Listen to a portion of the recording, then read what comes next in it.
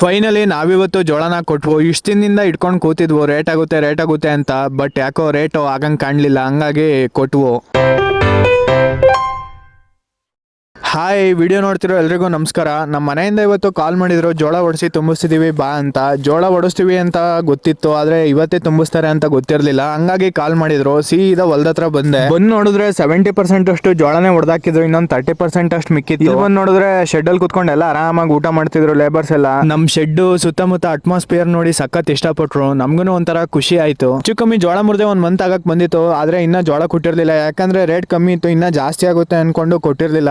ಆದ್ರೆ ದಿನ ನೋಡಿದ್ರೆ ರೇಟ್ ಜಾಸ್ತಿ ಆಗೋದಿರ್ಲಿ, ಇರೋ ರೇಟ್ಗಿಂತ ಕಮ್ಮಿ ಆಗ್ತಾ ಬಂತು. ನಾವು ಬೇರೆ ಮೆಣಸಿನ ಗಿಡನ ಇದೇ ಹೊಲಕ್ಕೆ ಹಾಕ್ಬೇಕಾಗಿತ್ತು, ಇದೇ ಹೊಲದಲ್ಲಿ ಜೋಳ ಹಾಕೊಂಡಿದ್ದು. ಹಂಗಾಗಿ ಮೆಣಸಿನ ಗಿಡ ಹಾಕಕ್ ಲೇಟ್ ಆಗುತ್ತೆ ಅಂತ ಈ ಜೋಳನ ಇವತ್ತೇ ಒಡಿಸಿ ತುಂಬಿಸ್ತಿದೀವಿ. ಇನ್ನ ನಮ್ ತರನೇ ರೇಟ್ ಆಗುತ್ತೆ ಅಂತ ತುಂಬಾ ಜನ ಜೋಳನ ಇಟ್ಕೊಂಡವ್ರೆ. ಹಂಗಾಗಿ ರೇಟ್ ಆಗೋ ತರ ಕಾಣ್ತಿಲ್ಲ. ಇನ್ನ ರೇಟ್ ಆಗಕ್ಕೆ ಜನವರಿ ಬರ್ಬೇಕು ಅನ್ಸುತ್ತೆ. ಅಲ್ಲಿವರೆಗೂ ಇಟ್ಕೊಳ್ಳೋರು ಇಟ್ಕೋತಾರೆ, ಆದ್ರೆ ದುಡ್ಡಿನ ಅವಶ್ಯಕತೆ ಇರೋರು ಇಟ್ಕೊಳಕ್ ಆಗಲ್ಲ. ಹಂಗಾಗಿ ಜೋಳನ ಇವಾಗ್ಲೇ ಕೊಟ್ರೆ ಬೆಟರ್ ಅನ್ಸುತ್ತೆ. ಯಾಕಂದ್ರೆ ಇರೋ ರೇಟ್ ಆದ್ರೂ ಸ್ವಲ್ಪ ಜಾಸ್ತಿ ಸಿಗುತ್ತೆ. ಇನ್ನೊಂದು ವಾರ ಹೋದ್ರೆ ಇನ್ನ ಕಮ್ಮಿ ಆಗುತ್ತೆ ರೇಟು, ಅವಾಗ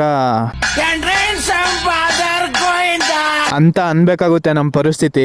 ಎಲ್ಲರೂ ಇಷ್ಟ ತನಕ ಜೋಳ ಇಟ್ಕೊಳ್ಳೋಕೆ ಕಾರಣನೇ ಗೌರ್ಮೆಂಟ್. ಯಾಕಂದ್ರೆ 2400 ಮಾಡ್ತೀವಿ ಜೋಳನ ಅಂತ ಹೇಳಿದ್ರು. ಹಂಗಾಗಿ ಎಲ್ಲ ರೇಟ್ ಆಗುತ್ತೆ ಅಂತ ಜೋಳ ಕೊಡೋದಲ್ಲ ಇನ್ನ ಇಟ್ಕೊಂಡವ್ರೆ. ಅವ್ರು ನೋಡಿದ್ರೆ KMF ಕ್ಲೋಸ್ ಮಾಡಿ ಇವಾಗ RMC ಅಲ್ಲಿ ತುಂಬಿಸ್ತವ್ರೆ. RMC ಅಲ್ಲಿ ಏನ್ ಸುಮ್ನೆ ತುಂಬಿಸಲ್ಲ, ಅಲ್ಲಿ ನಮ್ ಜೋಳನ ನಾವು ಸೇಲ್ ಮಾಡಕ್ಕೆ ಅವ್ರಿಗೂ ಕಮಿಷನ್ ಕೊಟ್ಟು ನಾವು ಸೇಲ್ ಮಾಡ್ಬೇಕು ಅಂತ ಪರಿಸ್ಥಿತಿ ಬಂದ್ಬಿಟ್ಟೈತೆ ರೈತರಿಗೆ. ಎನಿವೇಸ್ ಏನು ಮಾಡಂಗಿಲ್ಲ. ನಮ್ ಜೋಳನು ಈ ಸಲ ಇಳುವರಿ ಚೆನ್ನಾಗಿ ಬಿದ್ದಿತ್ತು. ಯಾವ ವರ್ಷನೂ ಈ ತರ ಬಿದ್ದಿರ್ಲಿಲ್ಲ, ಈ ಸಲ ಚೆನ್ನಾಗಿ ಬಿದ್ದಿತ್ತು. ನಾವು ಒಂದು ಹೊಲದ ಜೋಳನ ಬೇಗನೆ ಮುರಿದ್ಬಿಟ್ಟಿದ್ದು, ಅದಿನ ಬಿಸಿಲಲ್ಲಿ ಒಣಗಿರ್ಲಿಲ್ಲ ಕಡ್ಡಿಗಳು. ಹಂಗಾಗಿ ಜೋಳನೂ ಸರಿಯಾಗಿ ಒಣಗಿರ್ಲಿಲ್ಲ. ಹಂಗಾಗಿ ಅದೊಂದನ್ ಬಿಟ್ಟು ಇನ್ ಮಿಕ್ಕಿದ್ನೆಲ್ಲ ತುಂಬ್ಕೊಂಡು ಹೋದ್ರು. ಇದನ್ನ ಇನ್ನೊಂದು 2 ಡೇಸ್ ಬಿಟ್ಟು ತುಂಬ್ತೀವಿ ಅಂತ ಹೇಳೋಗೋರೆ ಬಿಸಿಲಲ್ಲಿ ಒಣಗ್ಸಕ್ಕೆ. ನೆಕ್ಸ್ಟ್ ನಾವು ಮೆಣಸಿನ ಗಿಡ ಮತ್ತೆ ಮೊಟ್ಟೆ ಕಳೋದ್ನೆಲ್ಲ ಹಾಕ್ತಿವಿ. ಅದ್ರ ಬಗ್ಗೆ ವಿಡಿಯೋಸ್ ಎಲ್ಲ ಹಾಕ್ತಿರ್ತೀನಿ. ನಿಮ್ಗೂ ಅದ್ರ ಬಗ್ಗೆ ಇನ್ಫಾರ್ಮೇಶನ್ ಬೇಕು ಅಂದ್ರೆ ನನ್ನ ಅಕೌಂಟ್ ನ ಫಾಲೋ ಮಾಡ್ಕೊಳ್ಳಿ. ಇದೇ ತರ ಅಗ್ರಿಕಲ್ಚರ್ ರಿಲೇಟೆಡ್ ವಿಡಿಯೋಸ್ ಹಾಕ್ತಿರ್ತೀನಿ. ವಿಡಿಯೋ ಇಷ್ಟ ಆಗಿದ್ರೆ ಅಕೌಂಟ್ ನ ಫಾಲೋ ಮಾಡ್ಕೊಳ್ಳಿ. ಮತ್ತೆ ನೆಕ್ಸ್ಟ್ ವಿಡಿಯೋದಲ್ಲಿ ಸಿಗೋಣ. ಬಾಯ್.